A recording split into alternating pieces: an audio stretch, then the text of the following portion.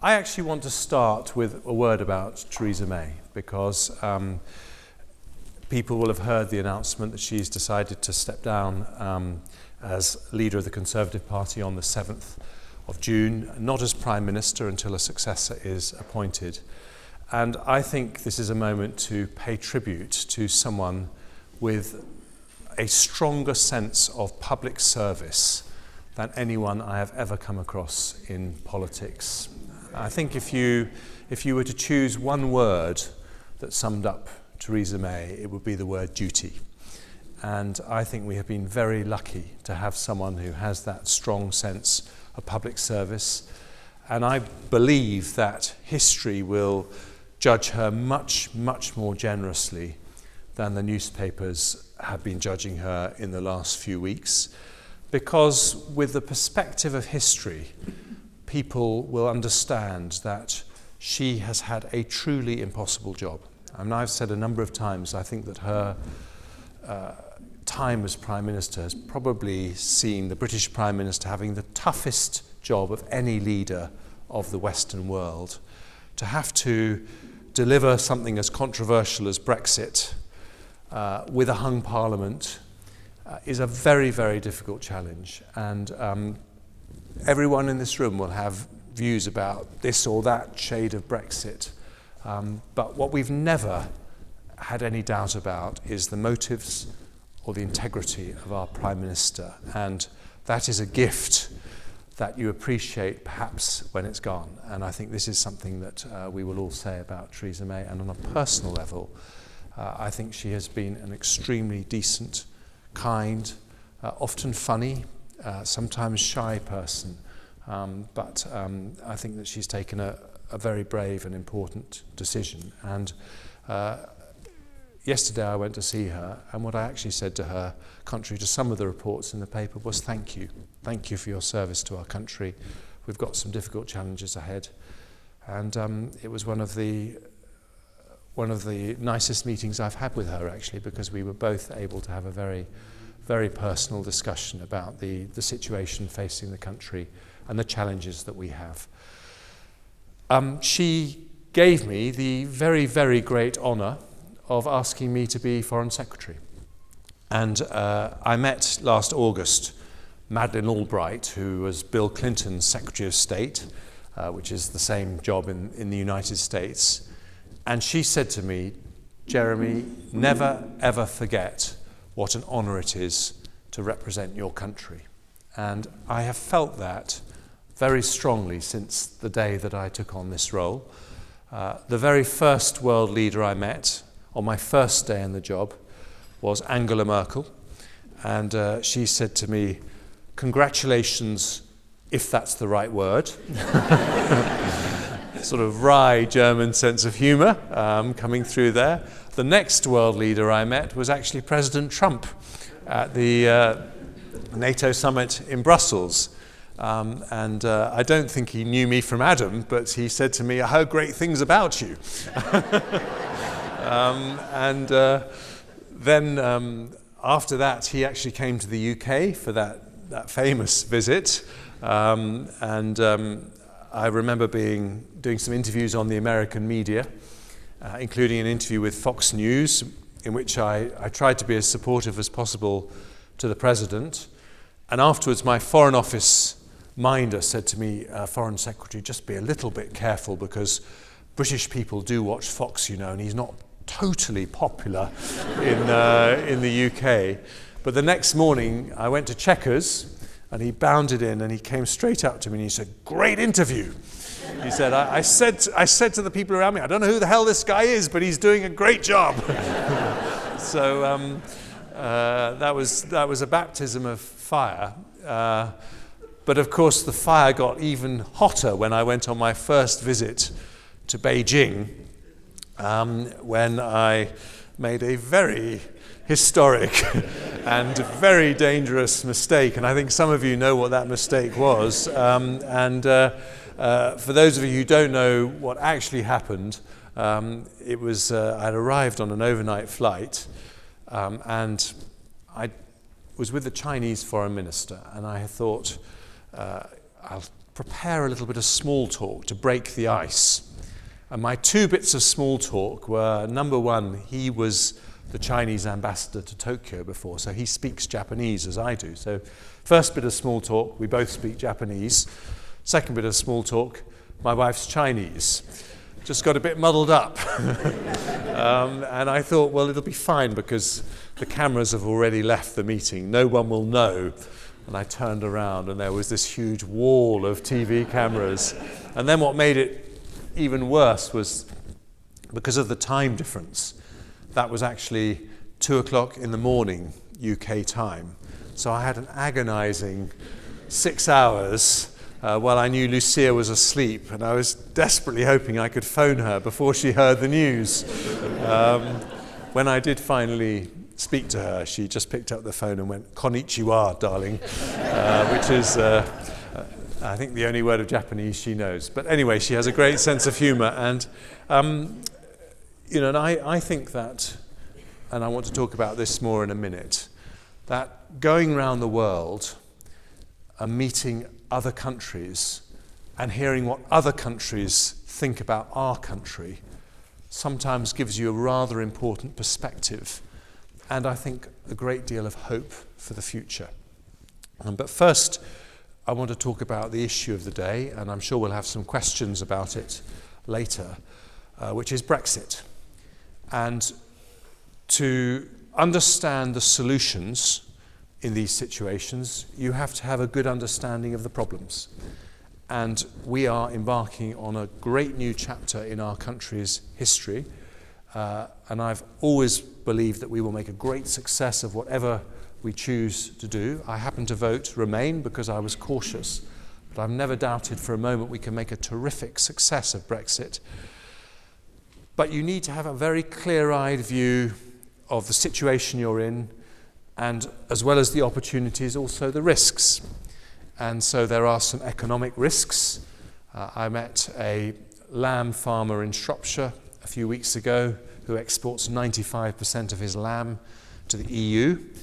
And if he had to face 40% tariffs under the WTO system, his business would be wiped out. So there are economic risks.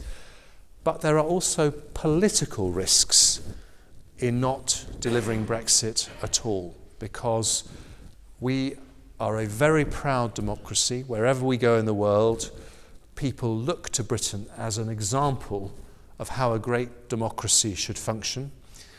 And we promised that this decision, unusually, we would give to the people. And not just us, but Labour as well, our two great political parties, promised that we would respect the result of the referendum. We went even further. We had a general election in which both parties in their manifesto said that they would respect the result of the referendum. They even had a fairly similar prescription as to the type of Brexit we should follow. Both said that we should end free movement. Both said we should leave the single market. Both said at that time that we should leave the customs union, although Labour's position has changed on that. So having made those promises, and by the way, over 80% of the country voted for those two parties, if the political class was then not to deliver Brexit, that would be a profound breach of trust. So as we weigh up all the different risks in the situation that we're in, we have to look at the economic risks, we have to look at the political risks, and we have to chart a way through, and we have to learn from the things that have gone wrong.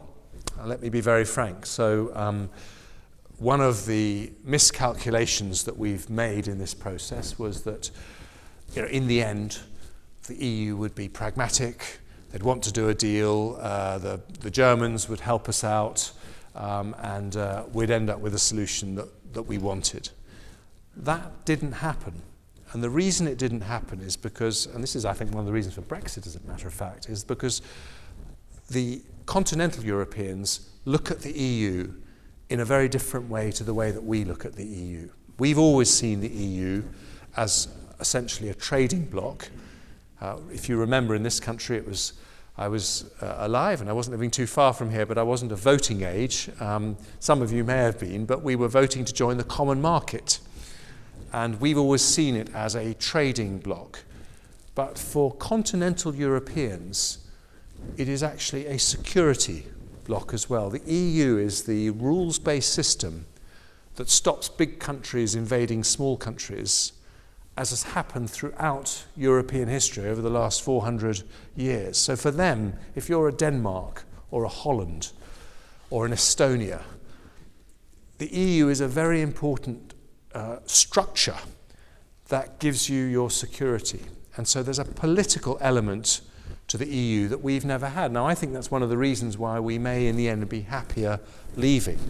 But that's also why the EU is always going to stand together if they think that something to do with Brexit could threaten the very existence of the EU. So that's one thing. But I think also inside the Conservative Party we've made miscalculations. We have focused with huge passion on the precise shade of Brexit that we deliver, without realising that for our voters, it isn't the shade of Brexit, it's the fact of Brexit.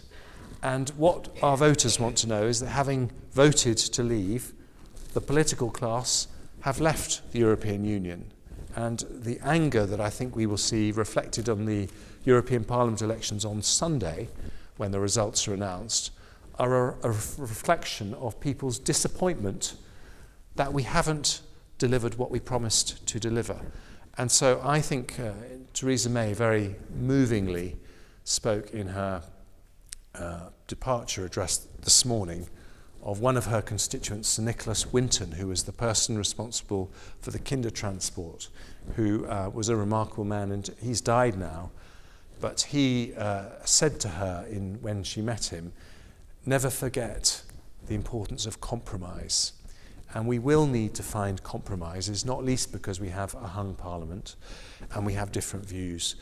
And I think also another group of people who have not compromised are the people who passionately wanted to remain in the EU, because there have been times when our negotiating position has been weaker than it might have been because we've taken no deal off the table. And anyone who's got a business background will know, even though none of us ever wanted no deal, and I certainly wouldn't want it now because of those lamb farmers in Shropshire and all the other economic risks, if you take it off the table, you are removing the thing that the other side are most frightened of as well, and that has made it difficult to come to an agreement. So those are the things that have meant that we are not in the place that we wanted to be and that I wanted to be.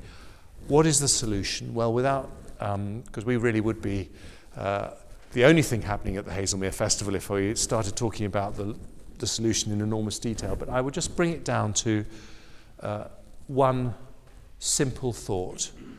We will not deliver Brexit unless MPs unite in understanding their central mission.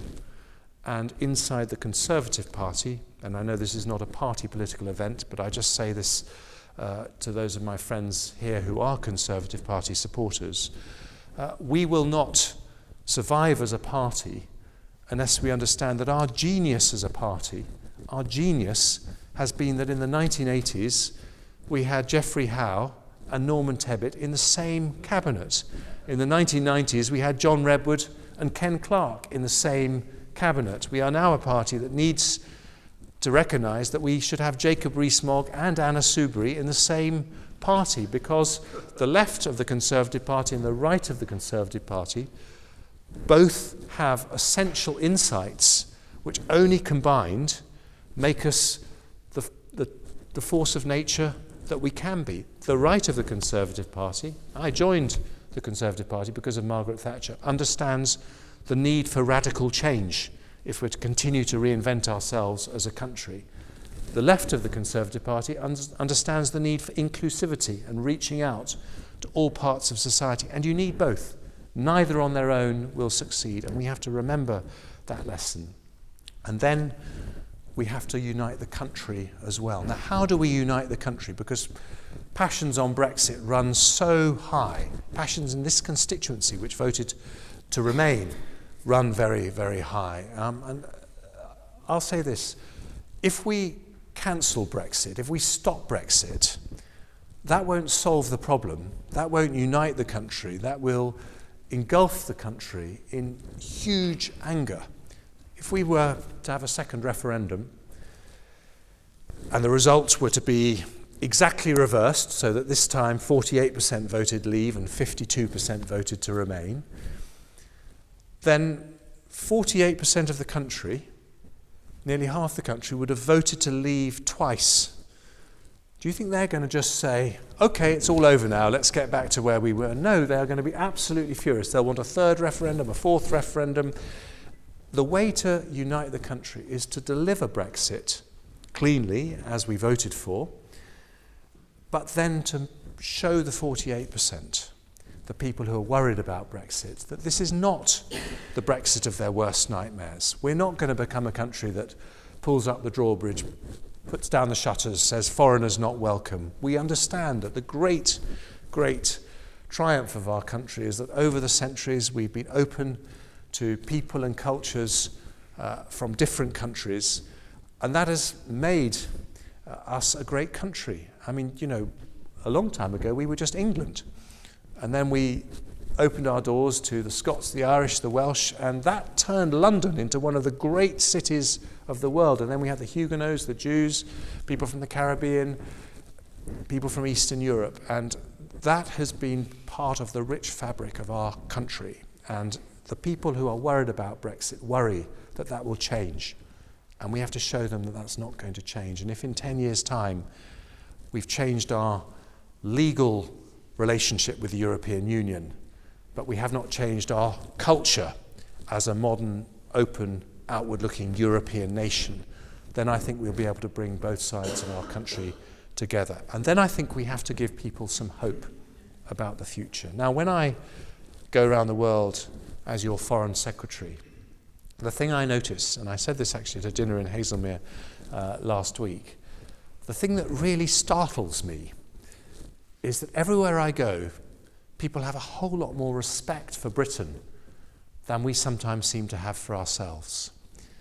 And they look at us, and this isn't just the obvious things, you know, the world's language, the world's financial centre, the country that, you know, built railways in India, all those. It's not that thing. The thing that people look at with Britain is they say, after 1945, when we faced a mortal threat to our existence, Britain and America were the two countries that put together an international order based on democratic values, the rule of law, independent judiciaries, parliamentary democracy, an international order that, for all the faults in the world today, has been quite simply the most successful in the history of humanity.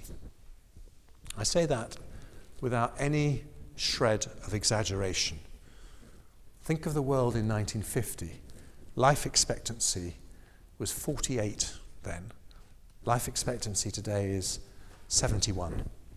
In Britain it's 81. In Haslemere it's probably 91. Not that that applies to anyone here. But look at the number of diseases we've managed to cure. You know, I saw in the newspaper today there's another 2 countries that have eradicated malaria completely.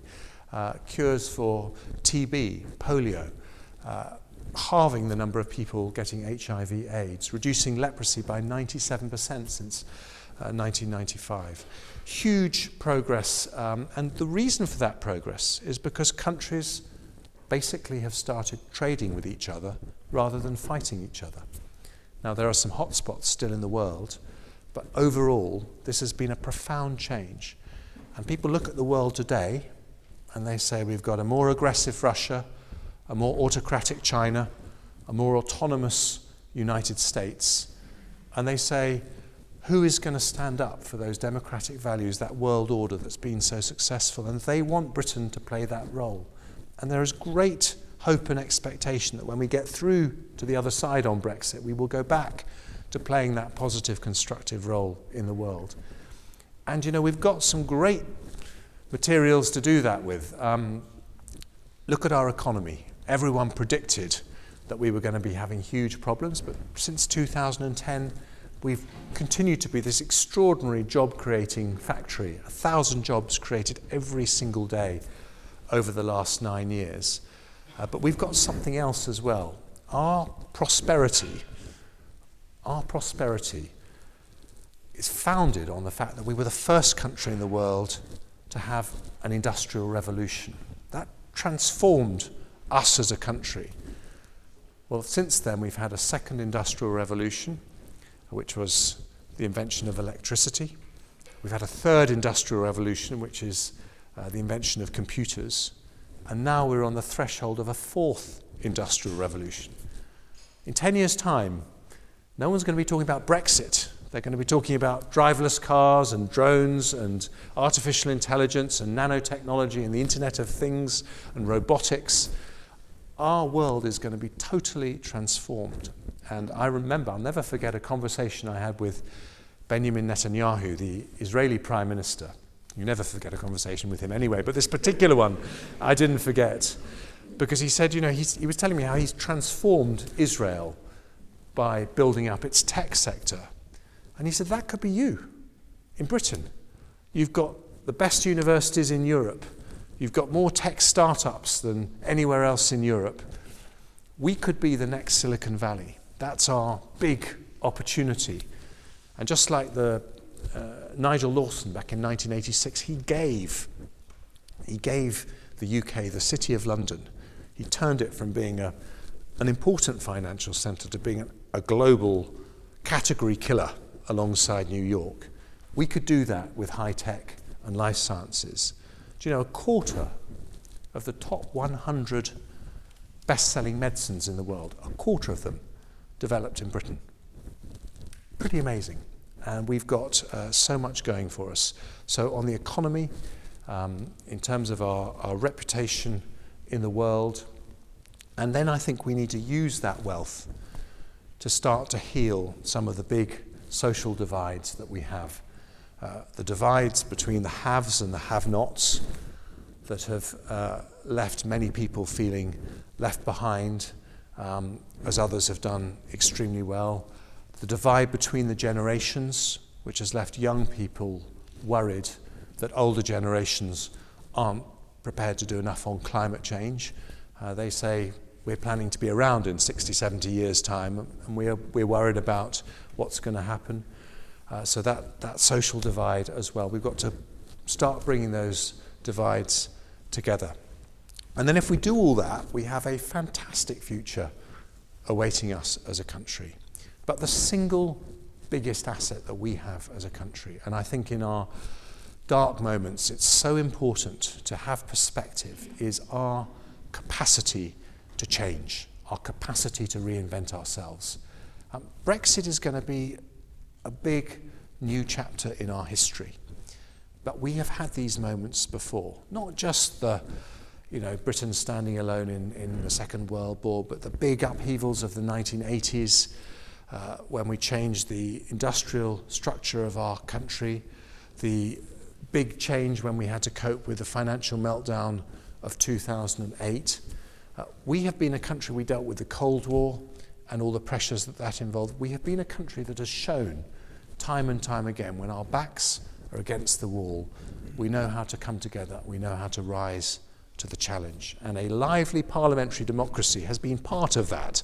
As I say to people who might be tempted to sneer at what's going on, we have our big debates inside our democratic institutions, where we replay all the liveliness of the Brexit debate, but that is as it should be in a great democracy. So let's not forget, we have less than 1% of the landmass of the world in this country, less than 1% of the world's population.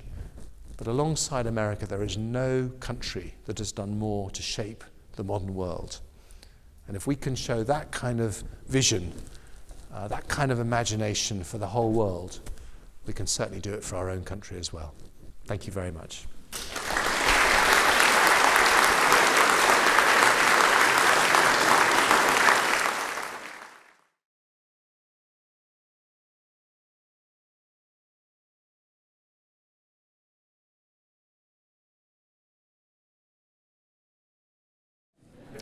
Thank you. I wonder why that question was asked. That was you, Ian. Thank you, Ian. Right, good. Well, I think there are three things. There are actually three things, even if you hadn't asked me for three, that are absolutely essential that we have to do. And the first is that we have to navigate a way through the Brexit maze. I think we will have to go back to the European Union and ask them to show some flexibility, ask them to compromise. I talked about compromise.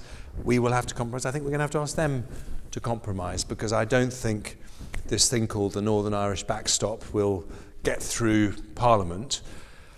So it's choosing someone who is able to do that. I think the second thing is choosing someone who can bring the country together after a very bruising period. And then I think the third thing, and then, this is to Conservative Party colleagues. I think the central question for the Conservative Party is to how to find a message that appeals to young people. We cannot fall into that trap of saying young people are socialist, but then they'll turn conservative when they grow older. Politics has changed. Young people have become much, much more interested in politics. The Brexit referendum showed young people that they can have an influence on politics, and the last election showed young people using their muscle for issues of very specific concern to them, like university tuition fees. In my book, there is no other party to vote for. I'm a Conservative for young people than the Conservatives. We're creating the opportunities for young people. We want to build for the future, but we haven't got that message across. And young people need to know that we're not just in tune with their aspirations, but also their values. And so I think those are the central strategic priorities.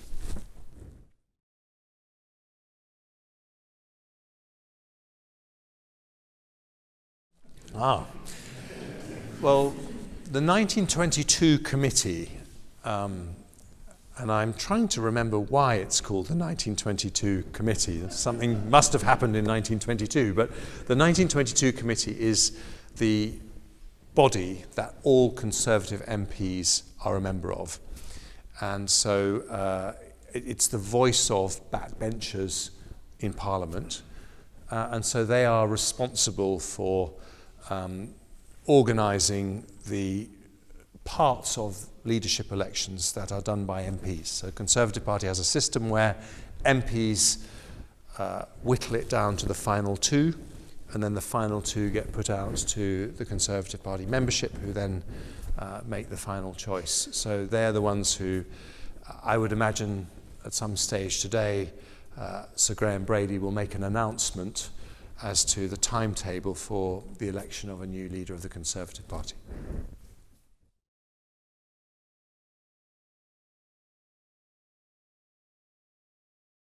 I think I am going to, I'll say that. So I said it in my own constituency before anywhere else, which is the right thing to do. But I think, I have to say, I think there is a field of extremely able people. And I think that what we have to do as a Conservative Party now is to come together. And so I hope that all the candidates in this situation that we're in reflect on the fact that whoever takes over, we will not succeed unless we come together. And I think that is the big priority that we have now for the Conservative Party if we're going to show the country the leadership that it needs.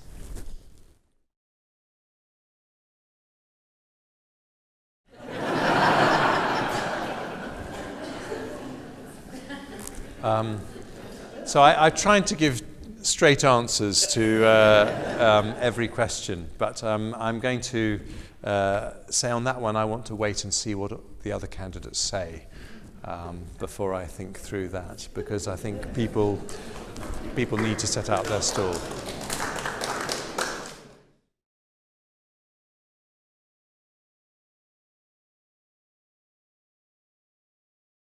Well, this is a very important issue at the moment, and the decision that we have to take is to whether to allow Chinese companies like Huawei and ZTE to supply some of the equipment for our new generation of high-speed broadband, which is called 5G. And the government has not made its decision yet. And what I can completely reassure you is that we would never decide anything that threatened national security or that threatened our ability to share intelligence with the Americans, who are our closest partners. And I think the two things that you have to have in your mind when you're making that decision is, first of all, the technical business. Can you be confident that you could stop this equipment being used to spy on us, to listen to our conversations and so on? And I think we have a reasonable degree of confidence because we have at GCHQ and with our cyber capabilities, we have some world-class people working down in Cheltenham, and we are pretty confident that we can protect our system in as far as anyone can. But I think the other question is a more strategic question, which is that China has a strategy which they publish. It's called the Made in China 2025 strategy. And they actually publish it in English as well as in Chinese. They're quite open about this. They want to have a 90% market share worldwide of artificial intelligence and 80% share worldwide of telecoms equipment. And I think there is a question for us in the West as to whether that is responsible to allow another country that may not share our values. I say may because we don't yet know which direction China's properly going to go in, whether it's wise to allow them to have such a dominant market share in the technologies of the future.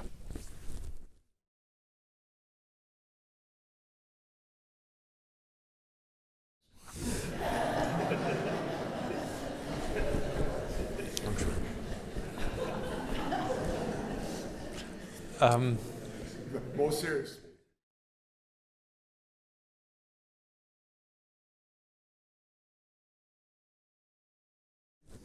Well, first of all, we don't actually have a galaxy, but she does use our VW people carrier because we've got rather a lot of transporting around to do at weekends. Nazanin Zaghari-Ratcliffe is a very brave lady who has a 4-year-old daughter. She's done absolutely nothing wrong. Her only crime was, as well as her British passport, to have an Iranian passport because she was born in Iran.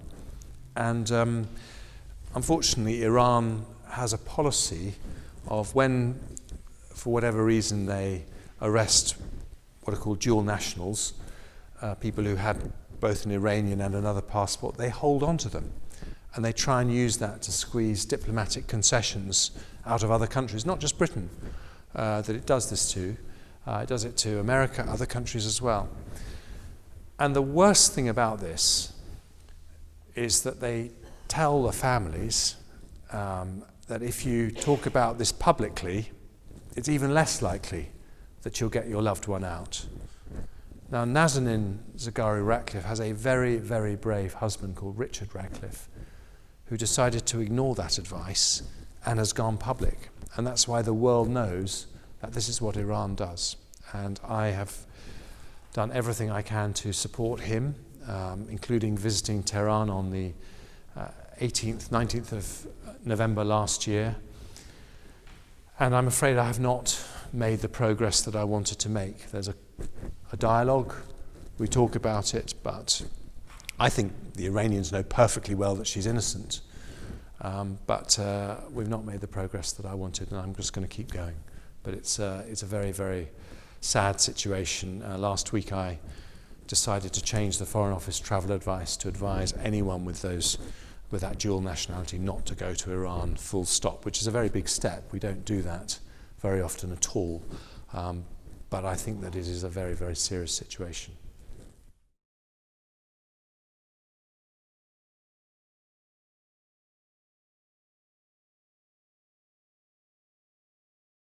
Well, let me explain the situation in Yemen. It's a long way away, but it happens to be the worst humanitarian crisis in the world, with millions of people starving. I think 85,000 children have died of hunger in Yemen since this crisis started. It started 4 years ago when this ethnic group called the Houthis, about 15% of the population in Yemen, decided to take control of the whole country and eject the internationally recognized government of Yemen. And in response to that illegal putsch, a coalition which was principally Saudi Arabia and the United Arab Emirates took military action to try to restore the legitimate government. Unfortunately, that war has taken much, much longer than people anticipated. We are a strategic ally of Saudi Arabia. We work very closely with them to try and keep things stable in the Middle East. But because we have that relationship with them, we were able to advise them in the strongest possible terms last autumn that it was time to stop the fighting and to start a peace process. And that's what happened in Sweden in December. And I flew to Sweden in December. I was the first Western foreign minister to meet a representative of the Houthis. I met him again on the 1st of March, and then went on to become the first Western foreign minister to actually visit Yemen. I went to the port of Aden. And this peace process is happening. It's happening in fits and starts. But we have now seen the Houthis withdraw from the port of Hodeida, which I hope will mean that humanitarian supplies can flow into the country. But what I would say is it is because we have those strong relationships with people in the region that we've been able to play a positive role in bringing this conflict to an end, but we're not there yet. And my biggest worry at the moment is that these rising tensions between Iran and the United States could end up with a proxy war restarting in Yemen just at the point where we were hoping it was all over. So that's the thing that is preoccupying us at the moment.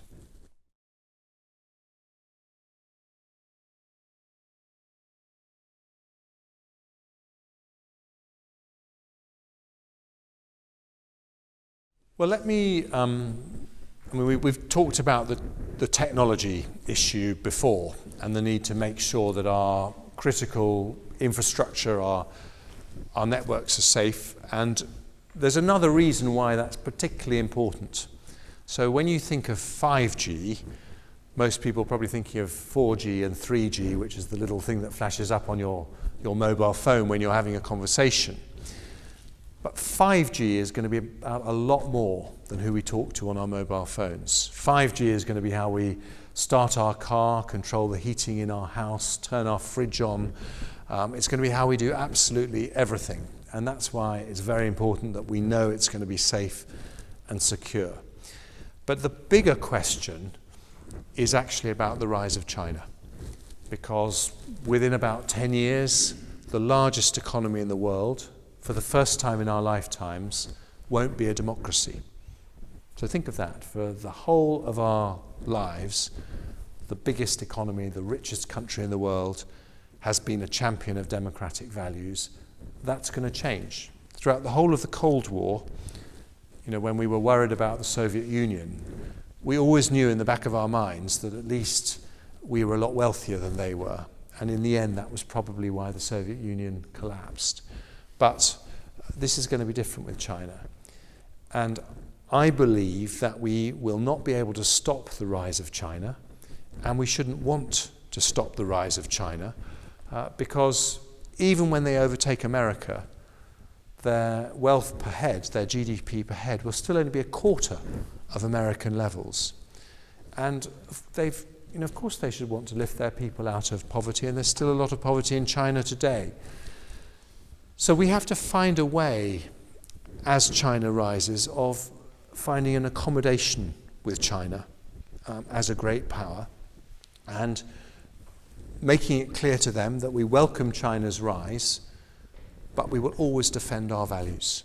And that for us, our democratic values, our belief in an open society, in being able to have open discussions like this where people can express contrary views, that is part of us and our DNA, and we will always fight for it. But providing they respect that, we would always seek to find ways to live alongside them in the modern world. And what I think we need to avoid is inadvertently going into another Cold War where both sides are so suspicious of each other that they end up taking irrational decisions. I always remember one of the biggest surprises when the Berlin Wall came down was that group of Soviet generals who were absolutely convinced when the Berlin Wall came down that NATO tanks were going to come rolling into Russia and invade Russia, because they'd been telling themselves their whole life that NATO wanted to do nothing other than invade Russia. So there's a lesson in that for us. We've got to make sure we don't have that kind of misunderstanding with China, and that's why I think dialogue is very important.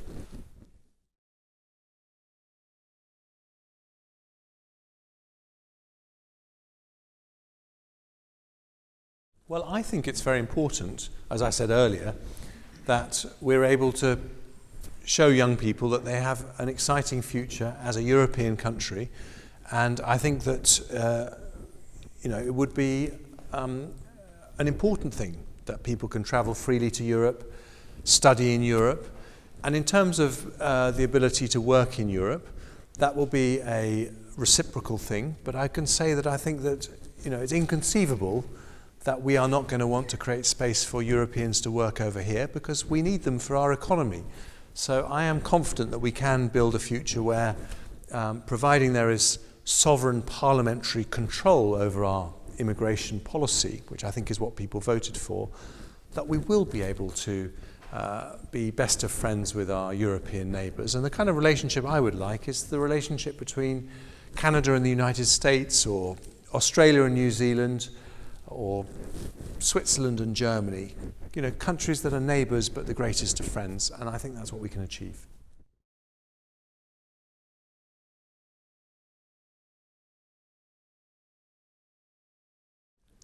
Well, I think in the end, this is going to be about reasonable people sitting around a table and finding a solution which works for both sides. And the reality is, even if we would like to be able to threaten no deal, Parliament won't allow it. And we can't pretend that something is the case that it isn't. We've actually seen Parliament pass an Act of Parliament that prevents the Prime Minister from actively walking into a no-deal situation.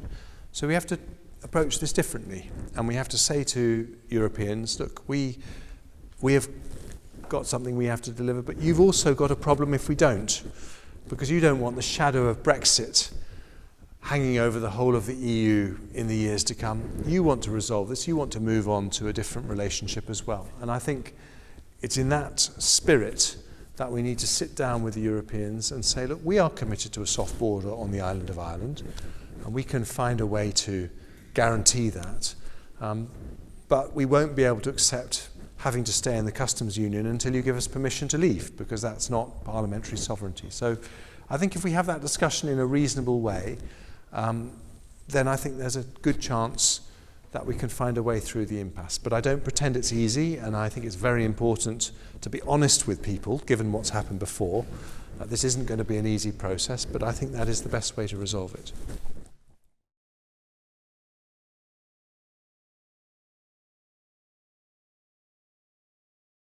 Yes, I think this is the central question. I think it is around the backstop and the customs union. So what has happened, I think, which has made these negotiations so difficult, is that the Irish border has to be a soft border because of the Belfast Good Friday Agreement, the peace process. If you started putting up border infrastructure there, it would have become an immediate target for terrorists, and you would immediately have a risk of a return to the Troubles. And it was the single greatest achievement of both John Major and Tony Blair that they brought an end to those extraordinarily difficult Troubles. And in the context of Brexit, of course, while we were a member of the EU, there were no trade implications at all from having an open border, because both sides had their trade policy decided centrally by the EU Commission. That obviously changes when one of the partners leaves the European Union. And what's happened is that I think the EU has been worried that we would use that Northern Irish border to have membership of a single market for products, which they would say is breaking up what they call the four freedoms that they have in the single market. We worry that they will use that open border to force us to stay in the customs union. So both sides have that concern.